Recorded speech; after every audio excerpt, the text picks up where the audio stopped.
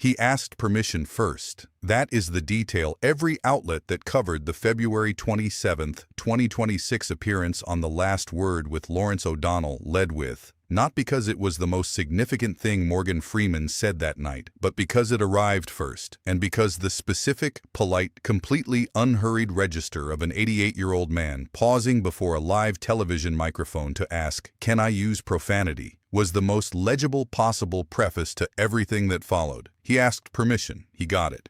And then, in the flat, even, completely unmanaged voice of a man who has been narrating the human condition since 1987, who has played God and the President of the United States, and the warden and the detective and the mentor and the witness, who has spent 40 years developing the specific, irreplaceable instrument of a voice that arrives at its subject with the weight of every previous use of that voice behind it. He said the 4 words that the internet has not stopped replaying, not because the 4 words were the most complex political analysis delivered on television in 2026, because they were the least complex. Because they arrived in the most direct, flat, declarative register available to a man whose entire professional instrument is built on the capacity to make a simple sentence carry the weight of everything the sentence does not say. And because the sentence he chose, in the specific, polite, permission-asking register of February 27, 2026, was the one sentence that required no analysis, no framework, no ideological scaffolding, no partisan framing, and no explanation: convicted felon. 2 words, not 4. But the 4 words the title is built around are the 4 words that followed them, the 4 words that turned the verdict into a question. How do you do that? We have somebody sitting in the White House who's leading us down a hole. I can't personally understand how a convicted felon, convicted, 34 felonies, counts of wrongdoing, gets to be president. How do you do that? He said it in the flat, cold, documentary register of a man reading a finding from a document. Not performing outrage, not escalating into condemnation, not deploying the theatrical machinery of a man who has been in front of cameras long enough to know exactly how to calibrate an emotional delivery for maximum audience response. He read the finding in the voice of someone who has looked at the record, the actual, documented, publicly available record of 34 felony counts, of a verdict returned by a jury of 12 people in a courtroom in Manhattan, of an unconditional discharge that confirmed the conviction while declining to impose penalty, and who cannot, in the specific, flat, personal register of a man who has been thinking about this since the verdict was returned, understand how the arithmetic of the documented record produces the result that the documented record has produced. He said, "It just doesn't make sense to me." He said it in the voice of a man who is not performing the confusion, who is genuinely, personally, documentably confused by the specific gap between what the legal record says and what the electoral record produced, in the flat, quiet, permission-asking register of someone who has lived through enough American history to know what each of those records means, and who finds, in the gap between them, something that his 40 years of narrating the human condition has not given him the framework to explain. The timeline starts not in February 2026, but in 2020 on the same program, The Last Word with Lawrence O'Donnell, when Freeman appeared in the immediate aftermath of John Lewis's death to read Lewis's final essay, the essay Lewis had written in the last weeks of his life addressed to the America that would outlive him, in the specific, prophetic register of a man who had marched across the Edmund Pettus Bridge in 1965, who had been beaten on that bridge, who had spent 60 years of his life building the institutional architecture of voting rights and democratic participation, and who used his final public words to say, "Do not despair, do not be bitter, vote, vote in such numbers that no force on earth can stop you." Freeman read it in his voice. The specific, irreplaceable, 40 years built instrument of a voice that has narrated documentaries about the human condition, that has played the warden who builds the library, the detective who finds the pattern, the president who makes the call, the God who walks among the people. That voice, reading John Lewis's final words, in the flat, reverent, completely unhurried register of someone who understands that the words he is reading are larger than the reading, and that his job is to get out of the way of them and let them arrive at full weight. That was 2020, 6 years before the permission question. The 6 years between the John Lewis reading and the convicted felon question are the timeline of the escalation ladder. The documented sequence of events that moved Morgan Freeman from the reverential register of a man reading a civil rights icon's final words to the flat, cold, permission-asking register of a man who cannot understand how a convicted felon gets to be president. The latter has documented rungs.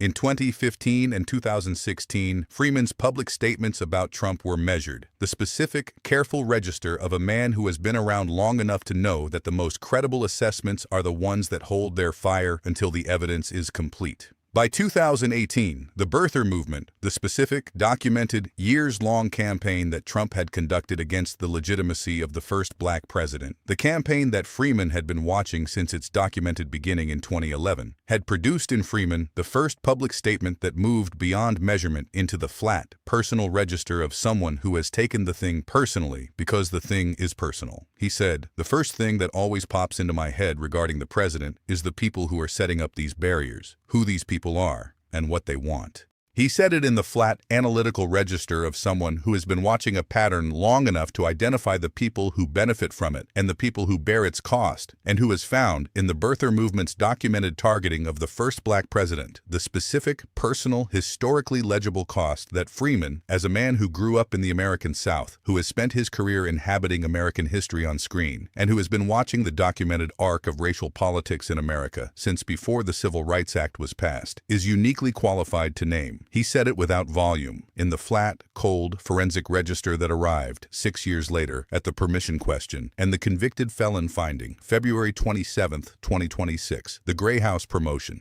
The prime video historical drama about the network of female spies for the Union Army during the Civil War. The specific subject, the specific historical period, the specific documented story of people who operated in secret, at personal risk, to preserve the institutional integrity of a republic that was under the most documented existential threat in its history. The subject of the promotion and the subject of the interview question are not coincidental. A man who has spent years producing a story about people who risked everything to preserve democratic institutions is being asked in 2026 about the current state of those same institutions, and who answers in the specific register of a man for whom the parallel between the Civil War period and the current period is not a rhetorical device, but a documentary observation. O'Donnell highlighted the significant changes in the world since the 2020 Lewis appearance. He asked Freeman for his perspective. Freeman asked permission. Freeman received it. He said, "We have somebody sitting in the White House who's leading us down a soot hole." He said it without the performed disgust of someone who is reaching for a strong word. He said it in the flat, matter-of-fact register of someone who has selected, from the available vocabulary, the word that most accurately describes the documented trajectory, not the most inflammatory word, not the word calculated for maximum audience response, but the word that is simply, in his personal, documented, 88-year-old man assessment, the most accurate available description of the direction. Then, convicted felon, 34 counts. How do you do that? Then, I'm constantly reminded of Germany in 1935. The Germany comparison is the escalation.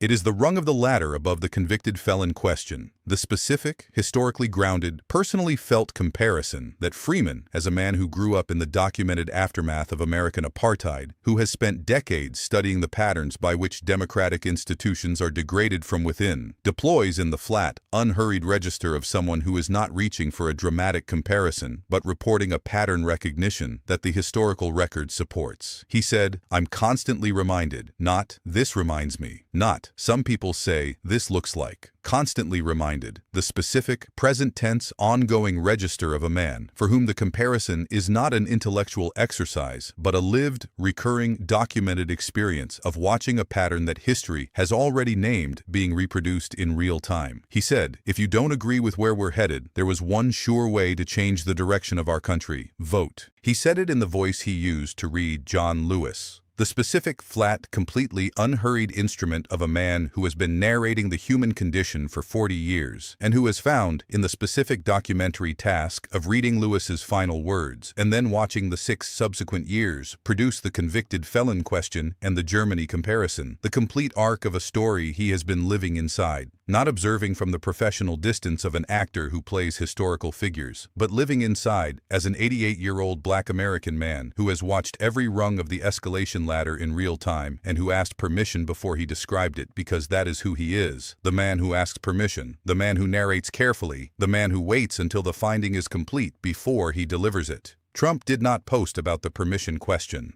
He did not address the convicted felon finding, the one finding in the entire documented record of celebrity responses to the presidency that is not opinion, not assessment, not political analysis, but a documented legal fact established by a jury of 12 people in a Manhattan courtroom and confirmed by a judge's unconditional discharge, a finding that exists in the public legal record independent of any celebrity's political position, and that Freeman delivered in the specific, flat documentary register of a man reading from a document. He did not address Germany 1935. He did not address how do you do that. He did not address the vote instruction delivered in John Lewis's register. He posted about something else. The something else is in the record. The permission question is in the record. The convicted felon finding is in the record. The Germany comparison is in the record.